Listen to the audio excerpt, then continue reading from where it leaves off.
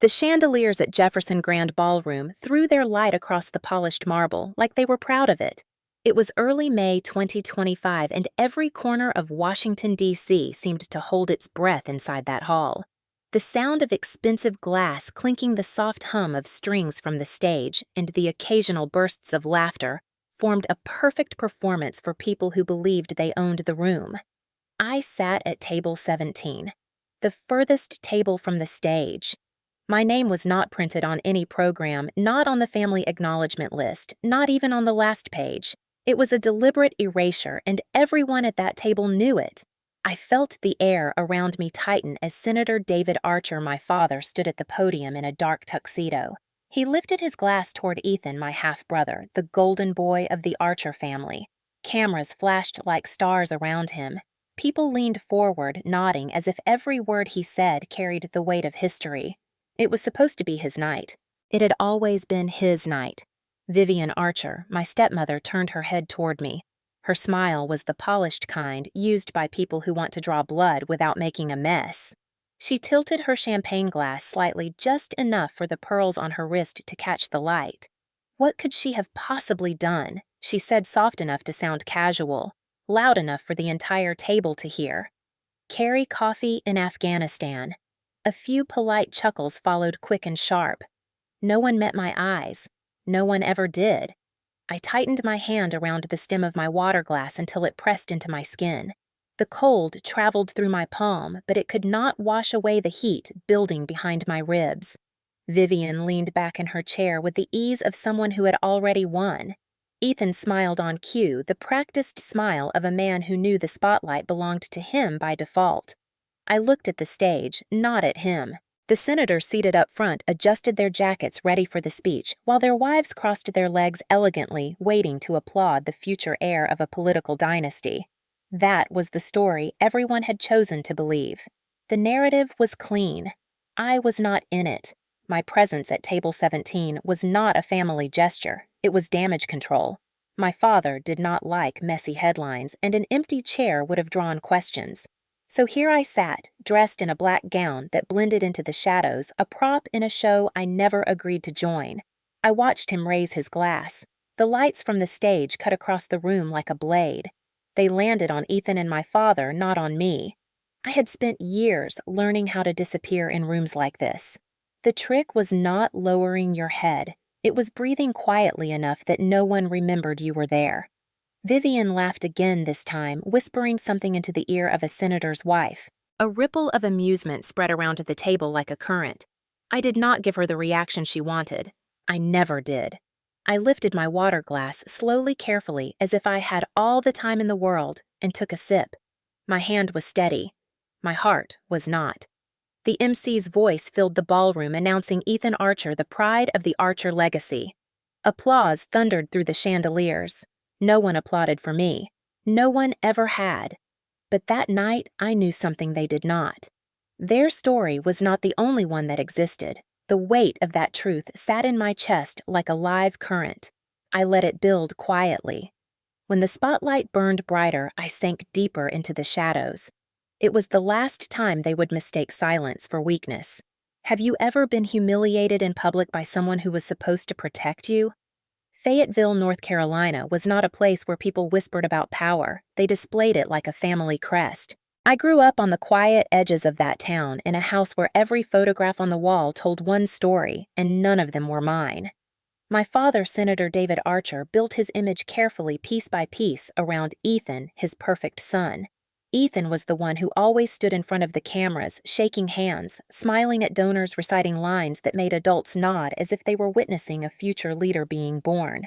I was the one standing off to the side, holding a cup or a coat or nothing at all. I learned to take up less space before I understood why. My mother died when I was 8. I remember the silence more than the funeral. It came like a fog, thick and cold, and it never really lifted. 2 years later, Vivian arrived. She didn't bring warmth. She brought order, her version of it. Her smile was bright enough to convince everyone she loved this family. Her words were smooth enough to convince my father she loved him. Her rules were sharp enough to make sure I understood exactly where I belonged.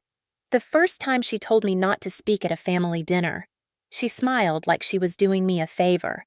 "It is better if Ethan does the talking. She said your voice is so quiet no one will hear you anyway." My father didn't say a word. He cut his steak and nodded as if it made sense. It kept happening in small, neat pieces.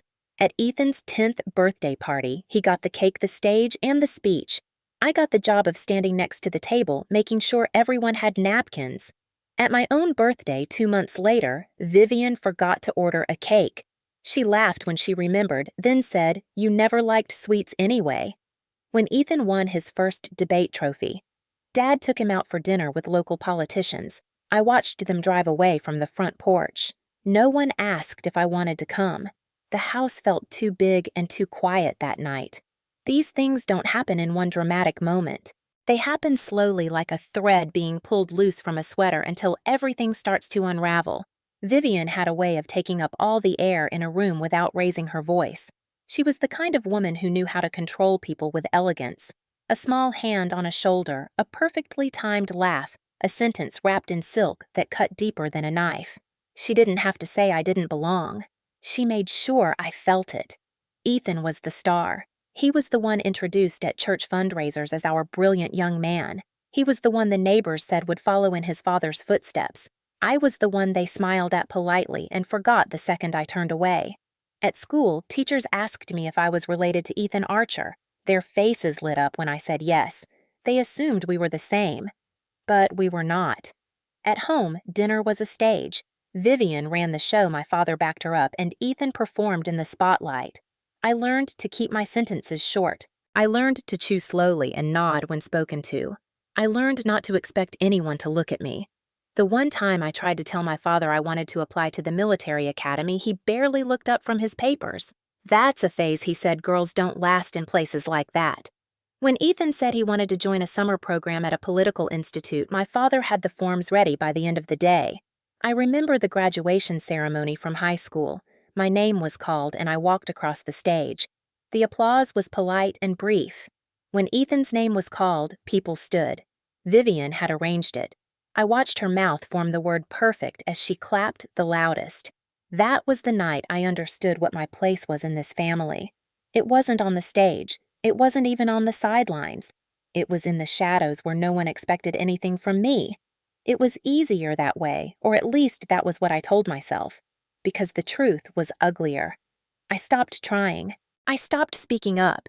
Every time I tried to take space, it was taken back from me. Every time I thought maybe this time would be different, Vivian's smile reminded me it never would be. Ethan got into a political prep school in Virginia. My father celebrated like he had just secured his legacy. Vivian threw a party in the garden with crystal lights and a jazz trio. She raised her glass and said to the guests, "Someday we will be here celebrating his campaign." The crowd cheered. No one noticed I had slipped away to my room. It was the first time I realized silence could protect me more than their attention ever would. I closed the door and sat on the floor with my back against the wall, listening to the distant sound of laughter and clinking glasses. I did not cry. I did not shout. I folded myself smaller and promised to stop expecting anything from them. That was the beginning of my quiet rebellion. Not loud, not explosive. Just a steady withdrawal, step by step, from a house that had never really been mine. I thought if I disappeared slowly enough, maybe they wouldn't notice. The worst part is that they didn't. They never did. That night, I decided something simple. If no one was going to fight for me, I would stop fighting to be seen. I left home the summer I turned 18. There was no fight, no screaming, no moment of anyone grabbing my hand to stop me. It was just me, a suitcase, and the heavy silence of a house that had never really opened its arms to me. The porch lights were still on, throwing a warm glow on the white columns, but it felt colder than the road behind me. I stood at the iron gate for a long time. I kept waiting for the door to open for someone to come out and ask me to stay, even if it was just a whisper. It never happened. Behind those walls, they were probably finishing dinner, laughing at one of Ethan's polished jokes, talking about which senator my father would meet next week. I was not part of that picture. I hadn't been for years. So I turned and walked away. There was no drama in the way it ended, just footsteps fading down the driveway. The recruiter's office smelled like cheap coffee and something burnt. It was the first place where no one cared about my last name. They only cared about my signature on the papers. I signed without looking back. Basic training stripped everything away: comfort, sleep, the thin layer of softness I didn't even know I carried. It taught me how to move without asking how to hold my breath until my lungs ached, how to push when everything inside me begged to stop. I was not the fastest. I was not the strongest. But I did not break. That mattered more than I expected. I wrote a letter during my 3rd week. It was short more out of habit than hope. I told them I was fine. I told them I was learning. I told them I missed home, even though that wasn't true. I signed it with "Love, Sloan." It came back unopened 3 weeks later. Return to sender. Wrong address, the envelope said, but the address was not wrong. I had checked it 3 times. That was the first time I understood what silence could really mean. The days blurred into a rhythm that hurt but made sense. Wake before dawn. Run until your legs scream. March until your spine feels like a steel rod. Lift, crawl, repeat. There was something pure about it. No one cared about my last name. No one expected me to smile or disappear. They only expected me to show up. For the first time in my life, that was enough. I became the woman who carried her own weight. I stopped waiting for applause. When graduation day came, other families showed up in neat lines. Parents held signs. Siblings waved. I stood on the parade ground with my uniform crisp and my shoulders squared. My name was called, and I walked forward alone. No one was there to clap. No one held a camera. But when I saluted, my hand was steady. My chest didn't ache the way it used to. I had built something inside me that was mine alone. Months later, I heard through a cousin that my father had mentioned me in a family meeting. He didn't say my name. He called me that stubborn girl who doesn't understand politics. Vivian said I would grow out of it. Ethan laughed. I pictured them sitting around the long dining table, their lives untouched by the fact that I was gone. It stung less than I expected. By then, the Army had already become the place where I belonged more than any dinner table. They sent me to Fort Liberty for advanced training. The air there felt sharper, like it had teeth. I learned how to shoot, how to read terrain, how to navigate the weight of a rucksack that could crush someone who hesitated. Every bruise on my body was proof that I was still standing. Every blister was a piece of armor. There were nights when I lay on the thin mattress, staring at the ceiling, wondering if my father ever thought about me. The answer came in the next morning's cold wind. No, and that was fine. I sent one last letter not out of longing, but because I wanted to stop pretending. It was even shorter this time. I said I was doing well. I didn't ask for a reply. I didn't expect one. When nothing came back, I folded the silence like a piece of paper and tucked it deep inside me. That was the day I stopped waiting for their approval. That was the day my family's shadow finally loosened its grip. When I passed the airborne qualification, a drill sergeant clapped me on the shoulder and said, "Good work, Archer." He didn't say good work for a girl. He didn't say good work despite anything. He said it like it was obvious. That was the moment I realized how much the outside world had shaped me into something different. My family had spent years convincing me I didn't belong.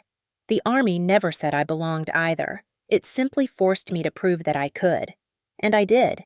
Back home, their world spun on its own axis. Ethan started college. My father ran another campaign. Vivian hosted another round of cocktail parties. I did not exist in their stories. And strangely, that gave me freedom. It cut the invisible strings that had kept me tethered to a place that never felt like mine.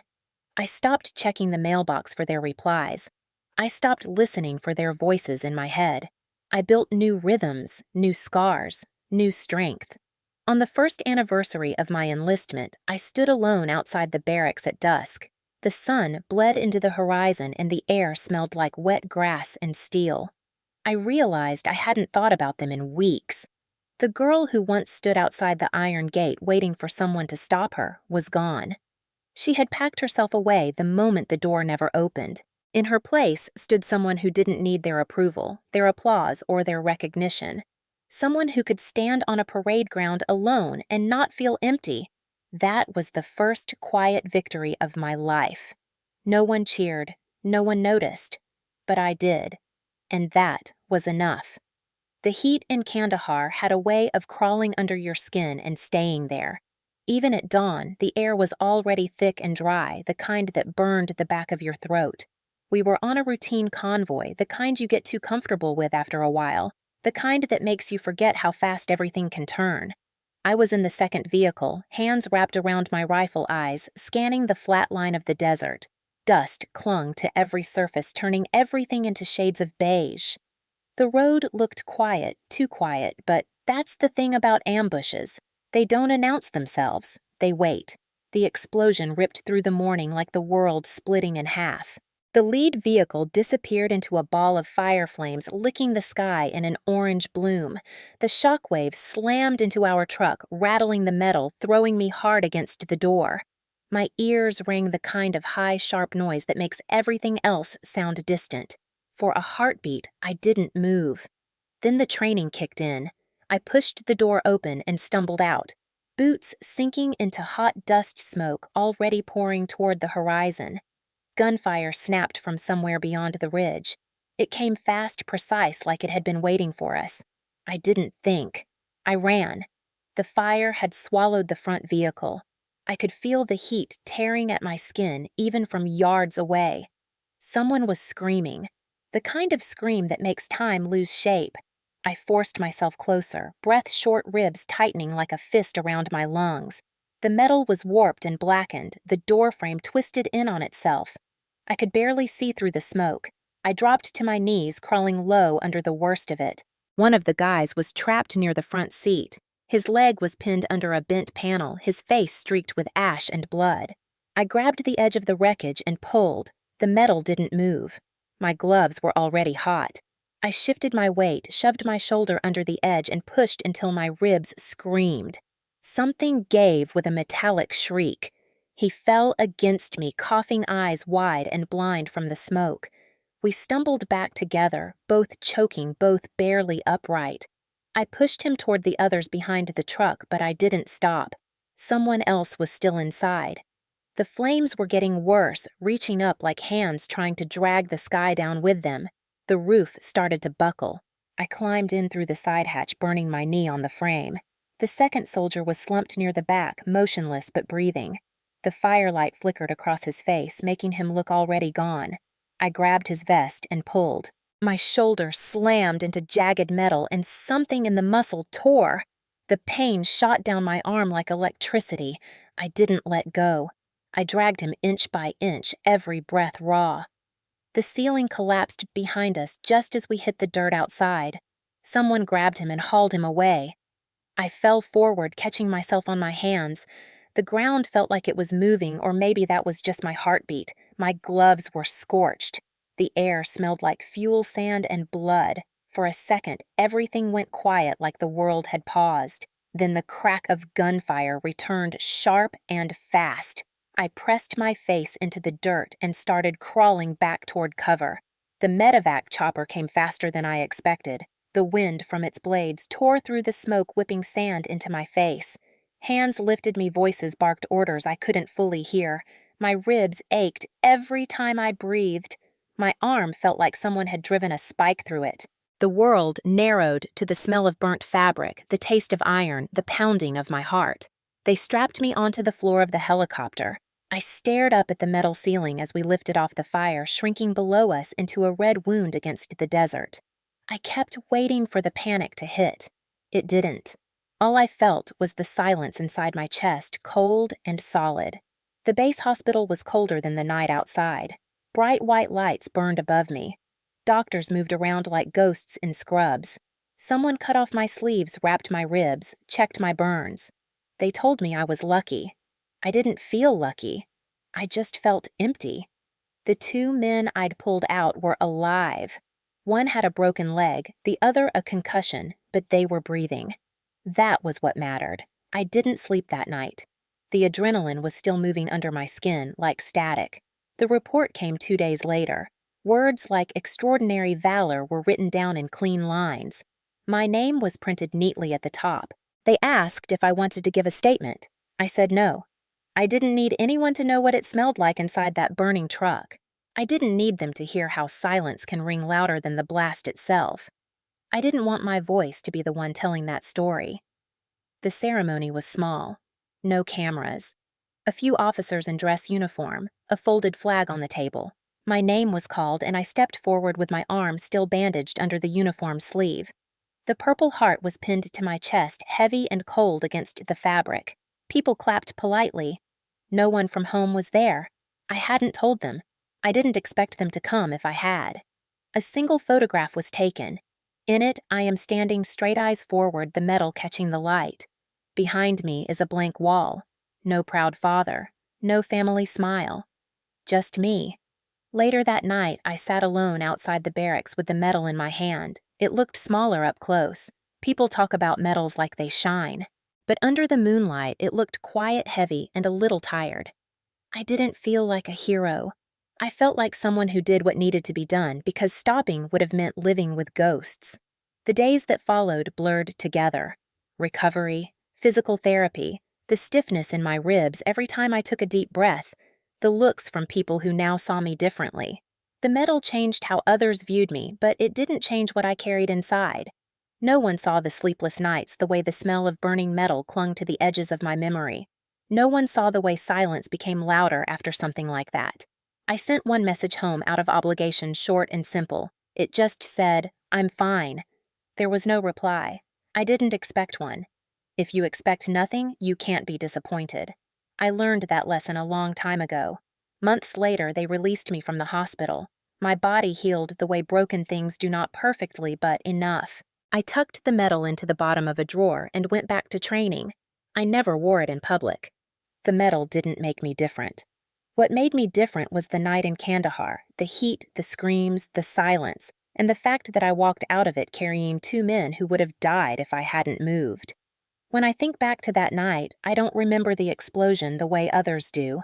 I remember the seconds after, the stillness, the way it felt like the desert had swallowed all the sound in the world. That silence became mine. I carried it with me from that day forward the way some people carry scars. I didn't need applause. I didn't need their approval. I had already walked through fire and come out breathing. That was enough. When I stepped off the bus in Fayetteville in 2024, the air felt heavier than I remembered. The summer heat carried that thick, southern weight that clung to your skin and made the world move slower. The streets looked the same, but I wasn't. I walked through the familiar neighborhoods with a duffel bag on my shoulder and the faint ache in my ribs reminding me of what I had survived. I had imagined what this return might feel like during long nights overseas, but the truth of it was quieter, colder, and emptier. No one was waiting at the station. No signs. No awkward hugs. Just the sound of the bus pulling away. The Archer house hadn't changed. The hedges were trimmed perfectly. The flag still hung in the exact center of the porch. Vivian's touch was everywhere, neat and polished, like a campaign flyer you couldn't crumple. I stood at the gate for a long moment, the same way I had the day I left. Only this time, I wasn't the one waiting for someone to stop me. I pushed the gate open and walked up the path. The front door swung open before I knocked. Vivian stood there flawless in a cream dress holding a phone in one hand and a glass of white wine in the other. Her eyes swept over me like she was inspecting an inconvenience she hadn't scheduled. "You look tired," she said. Her voice was light, but her smile didn't reach her eyes. Then again, desert heat will do that to anyone. I didn't answer. I didn't need to. She stepped aside slow, like she was doing me a favor by letting me in. Inside the house was already in full campaign mode. Posters leaned against the walls, boxes of flyers sat stacked in the hallway, and staffers' voices carried from the kitchen. Ethan's face smiled from every surface. Ethan Archer, the face of the future. Ethan walked in a few minutes later, still wearing the practiced grin of someone who had learned to charm before he could walk. He was in a tailored suit, sleeves rolled just enough to make him look approachable on camera. He hugged me light and quick like he was shaking hands with a stranger at a rally. "You're back," he said. Like he had forgotten the date I told him in my last message. Like it didn't matter. Dad appeared soon after. Senator David Archer. Always Senator first, father second. He shook my hand. Not a hug, not a welcome home. A handshake. The kind you give to donors. "Glad to have you back," he said. "Your timing is interesting. Campaign's heating up." I nodded, because that's what you do when someone speaks to you like you're not really there. They had set up a press room in what used to be the living room. Staffers ran cables along the baseboards. Lights were positioned to shine on the perfect angle of Ethan's jawline. I sat in the corner half-shadowed watching it all. It felt like watching a play I had already seen too many times. Vivian floated between people like she owned the air. At one point, she stopped near me, lowered her glass, and said, "Metal or not, politics is what matters here." She didn't even whisper it. She didn't have to. I kept my face still the way I had learned in the desert. The trick to surviving a place like this is the same as surviving a firefight. Control your breath. Conserve your energy. Never let them see you bleed. A few of my old classmates found out I was back. They messaged at first, then slowly disappeared again. Too close to the Archers, they said without saying it. People around here either wanted something from my family or wanted to stay far enough away not to get burned. I didn't blame them. I didn't belong in their world any more than I belonged in Vivian's. Ethan's campaign appearances multiplied over the next few weeks. Fundraisers, gala dinners, town halls with carefully staged applause. At every event, he was introduced as the pride of the Archer legacy, the young man who carried the weight of family honor into the next generation. Cameras followed him like moths to a light. And me, I stood in the background like the shadow I had once trained myself to be. One night, I sat on the back steps of the house staring at the quiet street. My medal was tucked away in the bottom of my duffel bag. It hadn't seen daylight since the day they pinned it on me. I thought about taking it out. I thought about showing it to my father, to Ethan, to Vivian, holding it in my hand, and forcing them to see what I had done while they built their perfect image. Then I laughed at myself. I knew exactly what would happen. Vivian would smile that thin smile. Dad would say something about duty and sacrifice. Ethan would nod and shift the conversation back to the campaign. They didn't ignore me out of cruelty. They ignored me because in their world, I simply didn't fit the story. The turning point came during a televised fundraiser in Charlotte. Ethan stood on stage under the warm lights, looking every bit the polished golden boy they had raised him to be. Vivian sat in the front row, her pearls gleaming. My father stood at the edge of the stage, watching his heir deliver a speech they had written together. I was at the back of the room behind the camera crew. Ethan started talking about the Archer family legacy, about the values that had shaped him, about service, about sacrifice. He said the word family so many times it started to lose its meaning. I waited. I waited for one sentence, one mention, one acknowledgement that his sister had worn the uniform and bled for a country he only talked about in speeches. It never came. He lifted his chin, smiled at the camera, and talked about his father's dedication, his stepmother's strength, his team's commitment. Not me. Never me. The applause that followed was loud, polished, practiced. Vivian beamed. My father clapped with the firm, slow rhythm of a man watching his legacy unfold exactly the way he planned. I stood in the shadows and let the sound wash over me. It didn't sting the way it used to. It sat like something old and familiar. After the broadcast, they held a small party in the lobby. Donors shook hands, journalists scribbled. Vivian laughed too loud at someone's joke. I moved quietly through the crowd, invisible in a way that almost felt like armor. At one point, a staffer glanced at me and asked who I was. I said nothing. I didn't need to explain myself to people who only saw what they were told to see. Later that night, I walked past my father's study. The door was half open. Inside, I heard him tell Ethan, "You're everything this family stands for." It was the kind of sentence I used to crave. It landed differently now. I went to my room, the same room I had slept in as a teenager, the walls still bare of anything that mattered. I sat on the edge of the bed with the medal in my hand. The medal was cool against my palm. It was proof of a life they would never understand, proof of a night that had burned itself into my bones, proof that I existed outside of their story. Vivian knocked once, then pushed the door open without waiting. She looked at the medal and then at me, her eyes narrowing just enough to tell me everything she thought. "Don't bring drama into this house," she said. Her voice was sweet like honey over broken glass. "This campaign is too important." I didn't answer. I didn't have to. She left with her heels clicking on the hardwood like a metronome counting down the seconds to something inevitable. I lay back on the bed and stared at the ceiling, listening to the hum of the campaign downstairs. They had their story, and I had mine. For years I had tried to make the two meet. Now I just let the distance grow.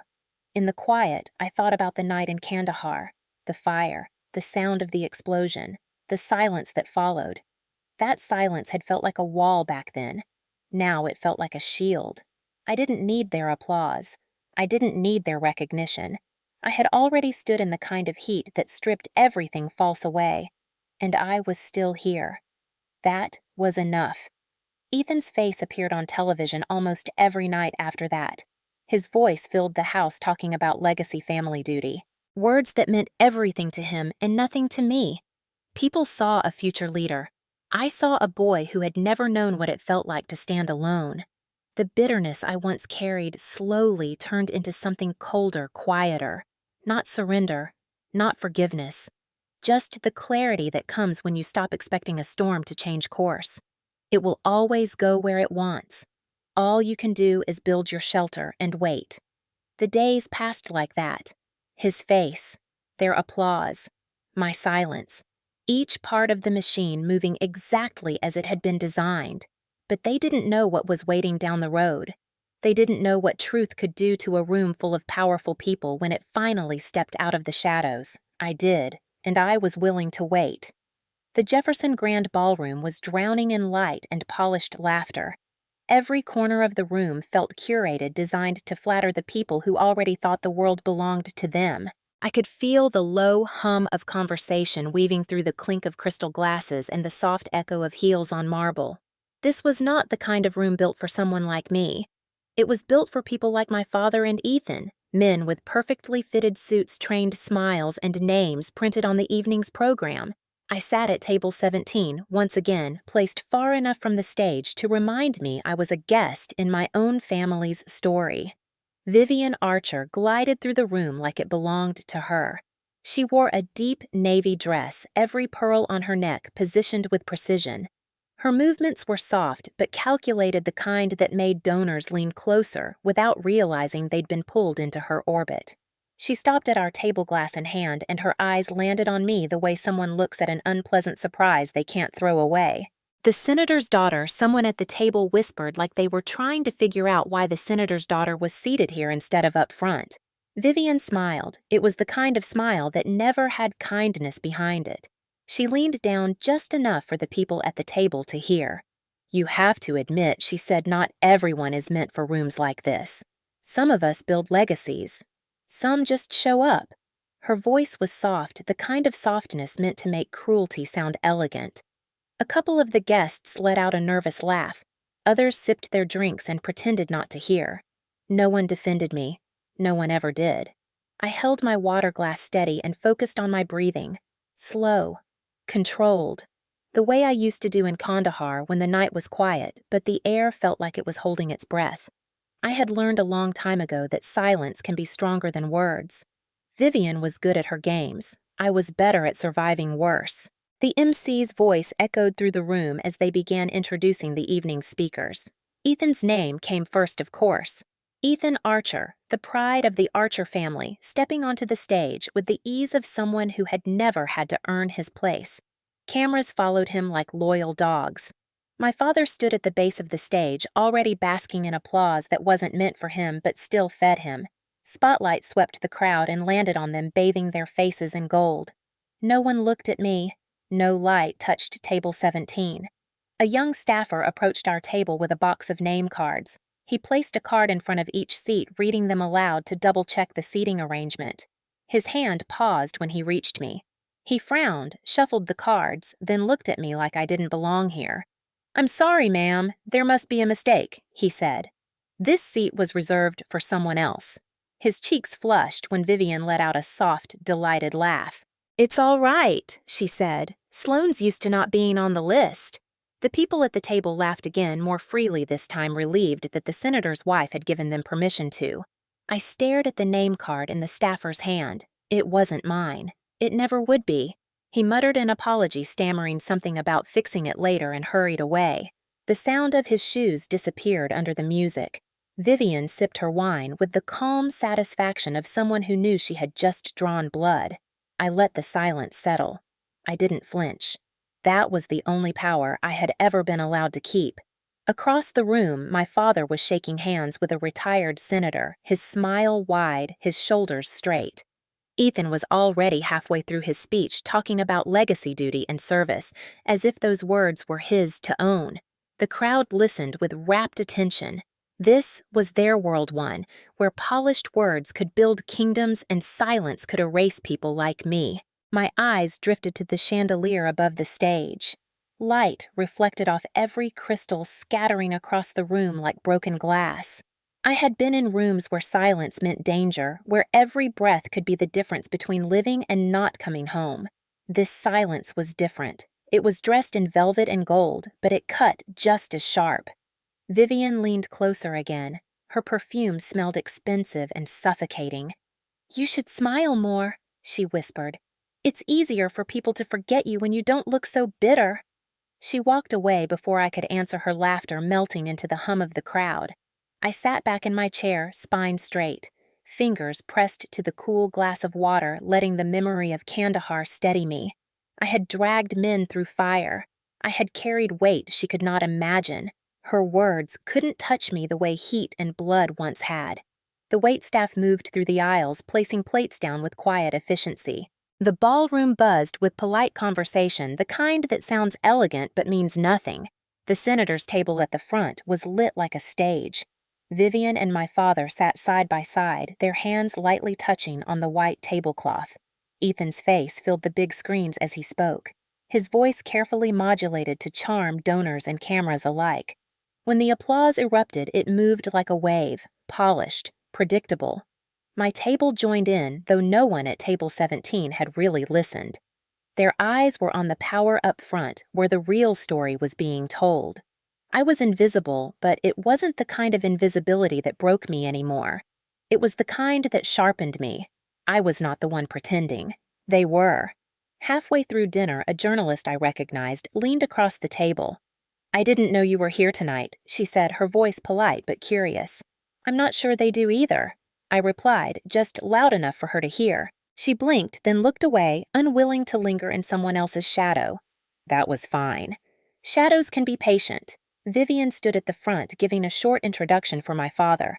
The crowd leaned forward again, eating up every polished word. She looked radiant under the lights, the perfect senator's wife. My father's speech followed smooth and rehearsed. He talked about the Archer legacy, about family, about the future. His voice echoed through the speakers clear and strong. When he said the word family, I wondered if it ever once included me. The gala was moving exactly the way Vivian planned it, flawless, controlled, everyone in their place, except me. My existence at table 17 was a glitch in the script, a reminder of a truth they refused to acknowledge, and they didn't even realize how close that truth was to shattering the room. I took a slow breath and let the hum of the room fade into the background. One inhale, one exhale, like the desert night, like the moments before a storm breaks. They didn't look at me now, but soon they would. Not because I forced them to, because someone else would walk through that door and tear their story apart. I could feel it coming. The air had that strange stillness I knew too well, the kind that always comes right before something explodes. Vivian raised her glass and gave one of those polished smiles to the cameras. Ethan adjusted his tie on stage. My father's name echoed through the ballroom, and I sat in the corner, silent, invisible, waiting. The truth doesn't need a spotlight. It just needs the right moment. And that moment was already on its way. The doors of the Jefferson Grand Ballroom swung open with a sound that didn't belong in a room like this. It wasn't loud, but it was sharp enough to slice through speeches and chatter, and the thin layer of laughter Vivian had spent years perfecting. The orchestra stilled without being asked. Forks froze halfway to plates. Conversations flattened into a silence that pressed against the walls. And then he walked in. General William Thorne didn't need an introduction. His presence carried its own weight. The medals across his chest caught the light like they had more authority than any politician in the room. His posture was straight, not stiff, the kind of straightness that comes from surviving more than one war. He didn't glance left or right. He didn't scan the room for permission. He just walked. His boots struck the marble floor with slow, deliberate force, each step echoing louder than any speech that had filled the ballroom that night. Vivian's laughter died mid-breath. My father's hands froze in a half-clap. Ethan's polished smile twitched like a thread about to snap. The cameras turned their red recording lights, shifting toward him as if pulled by gravity. I didn't move. I didn't need to. He wasn't looking for them. He was walking toward me. Table 17, the table no one had cared about all evening, became the center of the room. His footsteps were slow and steady, each one eating away at the distance between the story they had built and the truth they had buried. When he stopped in front of me, the silence was so complete it felt alive. He lifted his hand to his brow and saluted. A perfect, crisp salute, directed at me, this woman. He said, his voice clear, unshakable, reaching every corner of the ballroom without a microphone, saved 2 soldiers in Kandahar. One of them was Ethan Archer. The room fractured on impact. Vivian's hand jerked so hard that the stem of her wine glass snapped. The glass shattered on the marble with a sound like a gunshot. Wine spread across the floor like blood. Her face turned white, then flushed red. My father's mouth opened, but no words came out. The kind of silence that follows a lie being ripped open sat heavy on his shoulders. His knuckles whitened around his glass like he was trying to hold on to something already gone. Ethan didn't blink. He stood frozen on the stage under the same spotlight that had ignored me all night. His jaw clenched. His polished smile was gone. The camera found him zooming in like a predator. For the first time, he had no line to deliver. The ballroom was dead quiet. Even the orchestra didn't dare breathe. General Thorne lowered his salute, but his eyes never left mine. He turned to the room, his voice steady. While the world toasted itself, she was pulling men from a burning vehicle in Kandahar. 2 soldiers lived because she did not wait to be asked. One of them was standing on that stage tonight. Every head turned toward Ethan. I felt the weight of hundreds of eyes swing across the room and land on him. No script, no campaign, just truth. Vivian's chair screeched backward as she stood. Her hand trembled. The sound of the wine still dripping from the broken glass was louder than her breath. My father remained rooted to his chair, as if moving might make the truth real. The first sound that broke the silence was a single clap. One sharp, clean strike of palm against palm from somewhere near the back. A veteran still in uniform. Then another. And another. The sound spread like a current racing through the crowd. One by one, people rose to their feet. Veterans first, then donors, then senators who suddenly remembered how to stand. The applause grew slow and heavy, not the hollow kind they gave for speeches, but the kind that came from something real. Ethan's chest rose and fell, but he didn't speak. Vivian pressed her hand against her chest like she could physically hold the room together. My father's eyes finally found me. There was no contempt in them now, only the stunned, sharp edge of someone who had never imagined this moment could happen. I didn't stand. I didn't need to. I sat there with my hands resting lightly on the table, my back straight, my breathing calm. This was not vengeance. This was truth walking in through a door no one had locked because they didn't think they had to. The applause swelled until it filled the rafters, until it felt like the chandeliers themselves were trembling with it. A few of the cameras cut to my face. I could see their red lights blinking in the corner of my vision.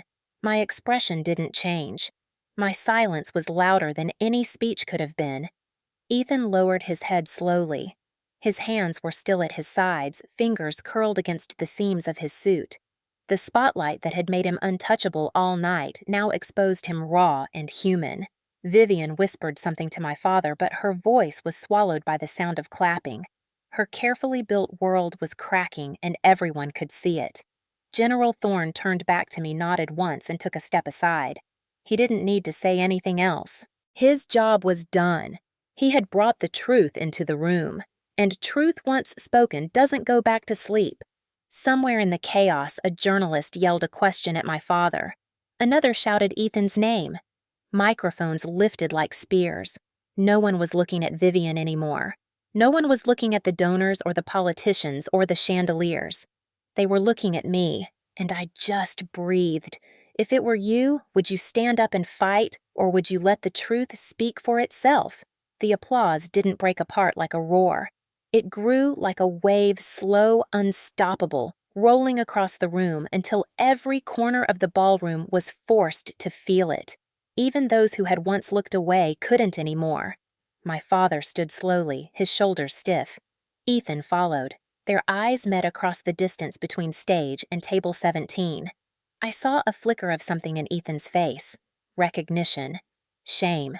Maybe both. He raised his hand and gave me a salute. Not the rehearsed kind he'd learned for the cameras. The real kind. The kind soldiers give to someone they owe their life to. His lips parted like he wanted to speak, but no sound came out. The applause deepened. Veterans in the room rose, their faces solemn, some saluting, some clapping, all acknowledging something that had been hidden too long. Vivian stared at me as if seeing a ghost that refused to disappear. She looked small for the first time in her life. My father didn't try to speak either. His voice, the one that filled stages and interviews and campaign ads, was useless now. Words meant nothing in the face of a silence this heavy. I didn't look away. I let the moment stretch. I let the truth settle into every corner of the room. This was not the kind of victory people cheer for with champagne. This was the kind that rewrites the air itself. The cameras captured every second, the broken glass at Vivian's feet, my father's stunned silence, Ethan's salute, the veterans rising, and me, still seated at table 17, not smiling, not crying, just breathing. The kind of breathing you learn after pulling men out of fire, the kind that comes when the world finally sees what it tried so hard to erase. When the applause finally softened, the silence that followed wasn't the same as before. It wasn't the kind that erased. It was the kind that acknowledged, that remembered, that couldn't be undone. General Thorne gave me one last nod before turning to leave the ballroom. He didn't need a spotlight. He had already lit the fuse. The rest of the night would burn on its own. Vivian sat down slowly, her hands still shaking. My father kept staring at the floor, the glass still in his grip, though the drink inside was gone. Ethan lowered his salute and stepped down from the stage. He didn't look like the golden boy anymore. He looked like someone who had been stripped bare. I stayed where I was. I had no speech to give. I didn't owe them that. All I had was the quiet that had carried me through years of being unseen. And that quiet was finally louder than their story. Some moments don't need words. They only need silence sharp enough to cut through the noise. And this silence belonged to me. The morning after the gala, the world no longer belonged to the Archer family. It belonged to the image of a decorated general saluting a woman at table 17. That single frame was everywhere. It led every morning news broadcast, filled headlines, and flooded social media. General William Thorne saluting Sloane Archer, the Golden Boy's sister, the soldier no one had ever mentioned, the invisible one who had just silenced an entire ballroom. I hadn't watched the broadcast live. I didn't need to. The knock on my door at 6 a.m. told me everything I needed to know. A neighbor handed me a newspaper folded in half. The front page was the photo, his salute, my stillness. Ethan's stunned face frozen in the background. The caption was simple: "The hero they ignored." By noon, every major network had run the footage.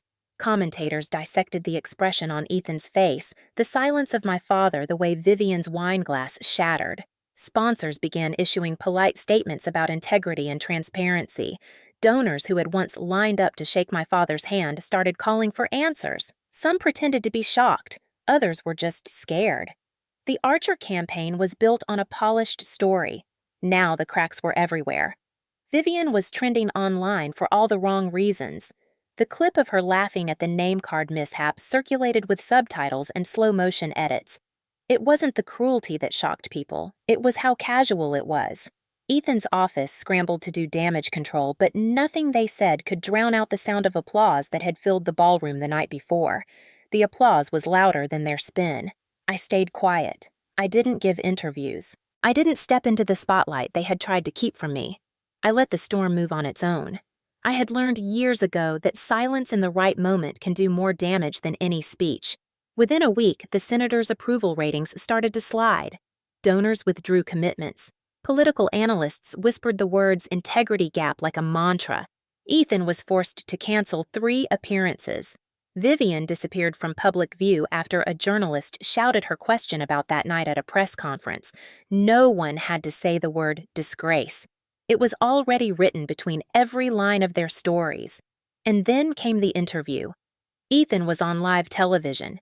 The network had been careful giving him soft questions to make the apology easy. But when they replayed the clip of General Thorne's salute, the camera cut back to him, and there was no polished script strong enough to erase that moment. I watched it from my living room. He straightened his tie, forced a breath, and said, "I should have acknowledged my sister long ago. She saved my life." That's the truth. It wasn't elegant. It wasn't rehearsed. For the first time in his life, Ethan Archer sounded like a man who had no control. 2 weeks passed before the second knock came. This time, it wasn't a neighbor. It was them. My father's black sedan idled at the curb outside my small house in Fayetteville. The same house I had chosen for its quiet, its distance from all of them. Vivian stepped out first. She wasn't wearing pearls this time, no tailored dress. Just a beige coat hair slightly unkept. She looked smaller, like the air around her no longer obeyed her. My father followed, shoulders, heavy suit wrinkled. For a man who spent his life controlling the room, he suddenly had no stage left. I opened the door but didn't invite them in. They walked up the path slowly, like people walking toward a judgment they already knew the outcome of. Vivian's eyes were already wet. Her hands shook as she tried to smooth her coat. She started talking before she reached the steps. "I'm sorry," she said. Her voice cracked in places she never let it before. "I'm so sorry, Sloane. I was wrong. I shouldn't have." Her breath hitched. The words tangled. The mask she wore for decades didn't fit anymore. I didn't answer. I just watched her. My father stepped forward. He looked older, smaller, the kind of smallness that doesn't come from age but from losing the story you've spent your life believing. His voice was quieter than I had ever heard it. "We made mistakes," he said. "I made mistakes. I thought I was protecting the family image, but I see now what I destroyed." He reached into his coat pocket like he needed something to hold on to, but his hands came up empty. He wasn't Senator Archer here. He was just a man trying to stand in the wreckage of his own making. "We can start again," he said. His voice trembled just slightly. "We can fix this." I held his gaze. It was strange seeing him like this, stripped of the power that had once filled every corner of our house. But power built on silence collapses fast when silence starts speaking for itself. "We never started," I said. The words weren't loud, but they were final. Vivian sobbed openly now. Not the polished camera-ready tears she was used to performing. Real ones. The kind that smear makeup and leave your voice raw. She reached out like she might touch my hand, but I didn't move. The air between us was too wide. My father opened his mouth again, then closed it. There was nothing left to say. No speech, no campaign line, no promise that could erase decades of being unseen. I stepped back and closed the door. The sound was soft, but it might as well have been a slam. Outside, I heard their footsteps retreating down the path, slow and unsteady. The sedan door shut. The engine started. They drove away, and the silence that settled after was mine, not theirs. Over the next few days, the headlines shifted. The story of a senator losing everything to the truth he tried to bury replaced the campaign slogans. Donors abandoned ship. Opponents sharpened their teeth. Vivian was photographed once at a grocery store, sunglasses failing to hide the humiliation on her face. Ethan kept doing interviews trying to rebuild something, but the truth had already burned through the carefully painted surface. Nothing would ever look the same again. I didn't celebrate. There was nothing to celebrate. It wasn't victory. It was just the world finally seeing what I had carried alone for years. A veteran friend called that week Rebecca Cole. She had served with me overseas, knew the story long before the cameras did. She didn't congratulate me. She just said about time. We laughed not because it was funny, but because sometimes silence finally breaking sounds like laughter in disguise. People kept asking why I didn't go on television, why I didn't take the chance to speak. They didn't understand that silence had been my weapon all along. Let them unravel on their own. Let the truth do what it does best. At night, the quiet of the house wrapped around me like a shield. I thought about that gala, about General Thorne's salute, about the look on Ethan's face when the truth finally reached him, about Vivian's hand trembling as the glass shattered, about my father's silence. I didn't need revenge. This was better. The consequences didn't need my voice. They needed time, and time was already doing its work. The next morning, I made coffee and stood at the window. The street was quiet. No cameras, no cars, just stillness. For the first time in a long time, the silence around me wasn't suffocating. It was clean. Some stories end with noise. Mine ended with a door closing softly and the sound of footsteps fading into the distance. That was enough. The leaves at Arlington rustled softly that morning. The rows of white stones stretched out in perfect silence, their stillness heavier than any speech. The sky was clear pale, the kind of blue that seems to hold its breath. A light wind cut through the trees, carrying with it the faint sound of distant traffic from the city, just enough to remind you that life kept moving even in places where time seemed to stand still. I stood with Rebecca near the memorial wall, a folded program in my hand, the words already fading into the background. Rebecca adjusted the sleeve of her blazer, her veteran's pin catching a sliver of sun. She wasn't one for small talk, and neither was I. That was why we understood each other. We didn't have to explain what it meant to carry things you couldn't describe. We just stood there shoulder to shoulder, letting the silence do what it does best.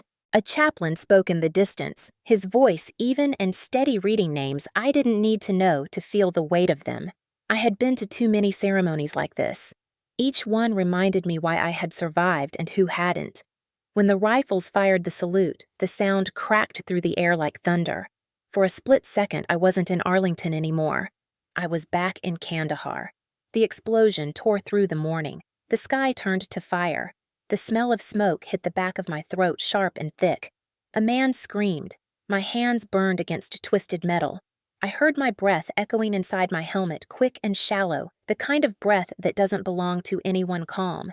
And then the sound changed. The rifles faded. The applause from the gala rose in my mind, the room frozen in that moment when General Thorne's voice filled it. The clapping moved like a wave, slow and unstoppable until it reached me. But now, sitting here months later, it didn't feel like fire. It felt like distance. That night had been a turning point, but it was no longer the center of my story.